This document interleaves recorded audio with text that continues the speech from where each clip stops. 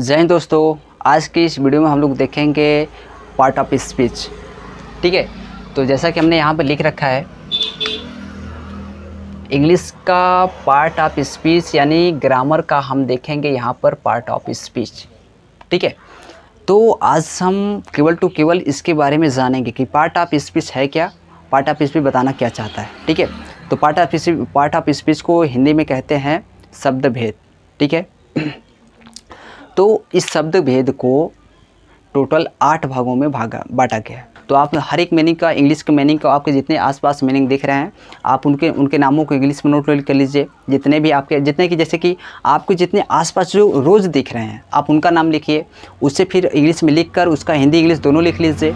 लेकिन पहले इंग्लिश लिख लीजिए, हिंदी दोनों इंग्लिश लिखिए। अब उसे रोज़ ही क्या करिए, रोज़ उसे पढ़िए, रोज़ उसे बोलिए और रोज़ उसे क्या करिए, खुद अपने आप को पढ़ाइए। ठीक है, तो उसे हो सके तो आपके पास आज के समय में मोबाइल है, तो मोबाइल में जितने भी वर्ड हैं अपने आप में आवाज़ को रिकॉर्ड करके अपने क्या करिए, कानों में लगा कर आराम से लीड लगा कर आराम से सुनिए। एकदम नॉर्मल आवाज़ करके कानों में लगा कर उन शब्दों को सुनिए। आपको याद नहीं करना है किसी भी शब्दों को, एक भी इंग्लिश वर्ड को आपको याद नहीं करना है। केवल आपको रोज़ एवरीडे एक निश्चित समय पर आप लोगों को इंग्लिश लिखना है, इंग्लिश को पढ़ना है और इंग्लिश को हर एक समय क्या करना चाहिए। अगर मान लीजिए आप खाली हैं तो मोबाइल है आपके पास, आपने मोबाइल से जो भी अपना इंग्लिश मीनिंग रिकॉर्ड किए हैं कान में लगाइए, सुनिए, गौर से सुनिए। ठीक है, कहाँ क्या कह रहे हैं, हाँ ये मीनिंग होता है। तो ऐसे में आपको क्या होता है, जब अपने माइंड को सुनाते हैं तो एक माइंड एक दिन आता है कि उन सारी चीज़ों को सुन के एक दिन ऐसा आता है कि जो कि अपने आप वर्ड आपके माउथ से निकल जाएगा, यानी कि आपके मुँह से निकल जाएगा। तो ये चीज़ है कि हमने कहा कि आपको जितने भी आपके आसपास जितने वर्ड के आपके आसपास जितने वस्तु दिख रहे हैं उनका मीनिंग लिखिए, एक कॉपी में लिख लीजिए। लिखने के बाद उसे रोज़ पढ़िए, रोज़ बोलिए। ठीक है, रोज़ उसे लिखिए और लिखिए तो कैसे, बोल कर उसे लिखिए। ठीक है, उसे बोल कर लिखिए। आइए हम देखते हैं दूसरे नंबर पर। ठीक है, दूसरे नंबर पे है प्रोनाउन। प्रोनाउन क्या होता है, देखिए प्रोनाउन एक बहुत ही इंग्लिश को सीखने का एक बहुत ही मतलब कि इम्पॉर्टेंट टॉपिक है। ठीक है, तो प्रोनाउन से जैसे कि आपको प्रोनाउंस का नाम भी बता देते हैं, जैसे आई हो गया, ही सी हो गया, वी हो गया, दे हो गया, आई हो गया, इट हो गया। तो ये क्या है, सभी के सभी प्रोनाउन है। इन प्रोनाउन को आप क्या करिए और इन्हें लिख लीजिए। नहीं आ रहा है आपको हिंदी इंग्लिश दोनों में लिखिए, क्योंकि बिना प्रोनाउन को आप इंग्लिश नहीं बोल पाएंगे। ठीक है, तो ना आपके पास नाउन हो गया, आपके पास प्रोनाउन हो गया, दोनों को लिख लीजिए। ठीक है, लिख लीजिए। अब फिर अब तीसरे नंबर पर हम देखते हैं एग्जेक्टिव। एग्जेक्टिव भी क्या है कि कुछ बहुत ज़्यादा शब्द नहीं होते हैं। ग्रामर में आप जाएंगे तो बहुत ज़्यादा तो 50 होंगे। ठीक है, 50 होंगे। आपको कुछ करना नहीं है, उन 50 वर्ड को जाइए लिखिए, वहाँ से 50 वर्ड को आपको वहाँ से जाकर लेना है और लेकर वहाँ से करना क्या है, आपको यहाँ से भी जितने वर्ड आपको एग्जेक्टिव से मिले यानी कि विश्लेषण, तो ये क्या करते हैं, किसी नाउन प्रोनाउन की क्या करते हैं, एग्जेक्टिव क्या करता है, किसी नाउन प्रोनाउन की विशेषता को बताता है। ठीक है, तो आप यहाँ से भी जितने मीनिंग मिले आपको एक कॉपी पे लिख के नोट कर लीजिए, हिंदी इंग्लिश दोनों मिले। ठीक है, तो आपके यहाँ से मिलता है चौथे नंबर पर। चौथे नंबर पर जो कि क्रिया बहुत ही इंपॉर्टेंट मीनिंग होते हैं, जो कि आपको कम से कम जितने भी आपके आसपास एक्शन हो रहे हैं, जितने भी आपके आसपास क्रियाएं हो रही हैं, ठीक है, जो कि ऐसे शब्द जो आपके आसपास रोज़ क्रिया आप करते हैं, तो उस मीनिंग को आप अपने हाथों से लिखिए। ग्रामर लीजिए, ग्रामर से उठाइए, उससे लिखिए।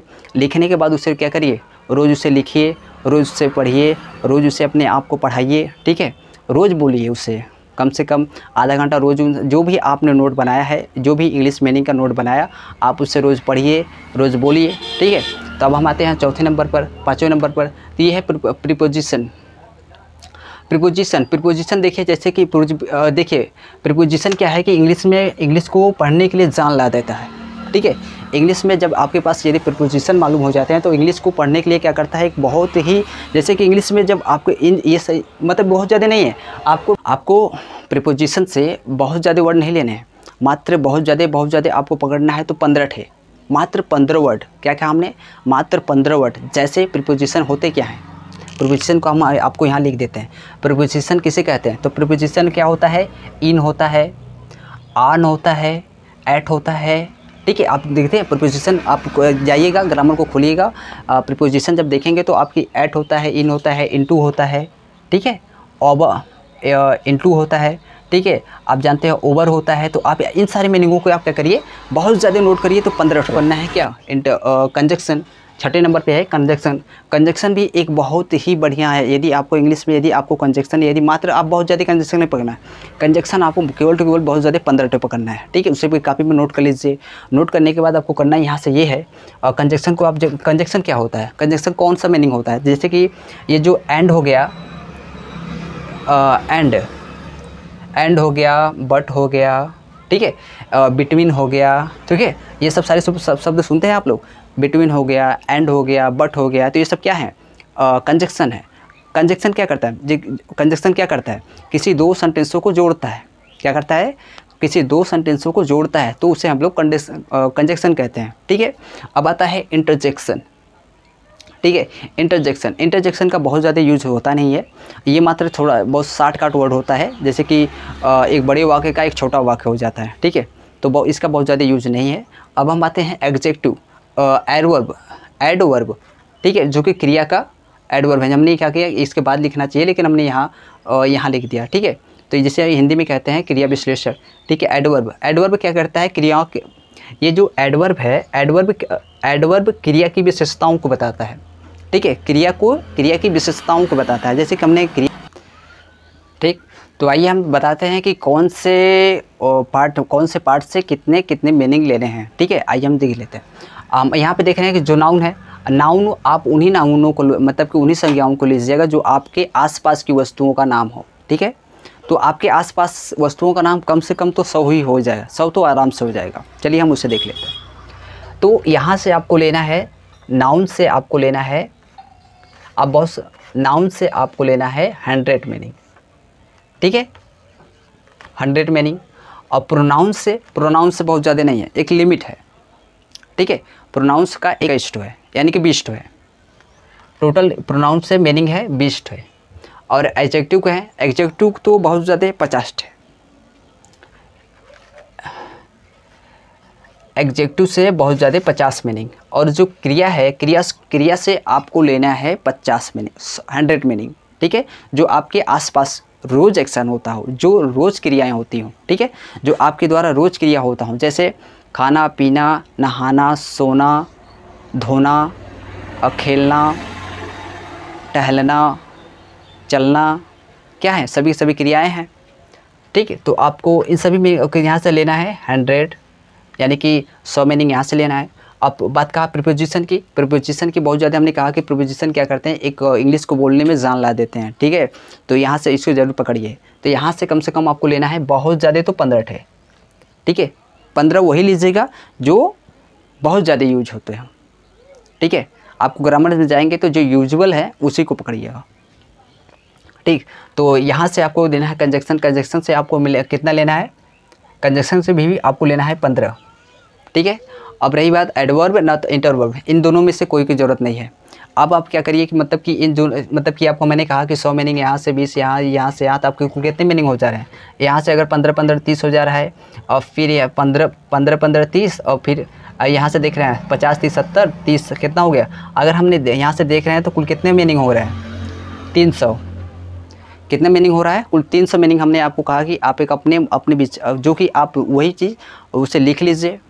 लिखने के बाद उसे रोज़ पढ़िए, रोज़ लिखिए, रोज़ उसे पढ़िए लिखिए, रोज़ पढ़िए लिखिए, रोज़ संध्या सवेरे उसे पढ़िए लिखिए। आपको बहुत ही आसानी से क्या होगा, इंग्लिश को याद किसी को मत करिएगा, केवल उसे आपको बोल के पढ़ना है। आधे घंटा थोड़ी सी आवाज़ के साथ पढ़ना है, ठीक है। जैसे कि आप अपने कमरे में हैं, कमरे में आपको अपनी आवाज़ के साथ सारी चीज़ों को बोल के पढ़ना है, ठीक। तो हर एक चीज़ को एकदम आवाज़ के साथ बोल के पढ़िए, ठीक है। तो आइए हम थोड़ा सा एक पॉइंट पे और बात करते हैं। तो यहाँ देख ले रहे हैं, तो हमने क्या कहा कि मतलब कि रीडिंग एंड द राइटिंग, ठीक है। रीडिंग राइटिंग आपको एवरीडे ये क्या करना है, reading and the writing everyday only 30 minutes, ठीक है। आपको एवरीडे क्या करना है, ओनली 30 मिनट्स आपको इंग्लिश को रीडिंग करना है, पढ़ना है, वही लिखना पढ़ना है जो कि हमने आपको यहाँ पर ये 300 मीनिंग हमने आपको पढ़ने के लिए, यानी कि जो हमने कहा कि आप इसे ग्रामर से मीनिंग को आप लिखिएगा। जितने वर्ब आपने लिखा, जो वर्ब लिखा उसके बारे में जितने भी मीनिंग आपने लिखा, केवल आपको उसी से पढ़ना है, ठीक है, उसे ही लिखना है, उसे ही पढ़ना है, क्योंकि ये जड़ है, पौधा खड़ा कर सकते हैं। ठीक है, यानी कि इंग्लिश का एक विशाल ज्ञान आप आराम से बहुत ही आसानी से आप सीख पाएंगे। तो ये हमारे इंग्लिश को मतलब कि हमने आपको इस तरीके से यदि आप करेंगे तो क्या होगा, इंग्लिश को मतलब कि बहुत ज़्यादा आपको तनाव भी नहीं होगा और आप आसानी से इंग्लिश को सीख भी लेंगे।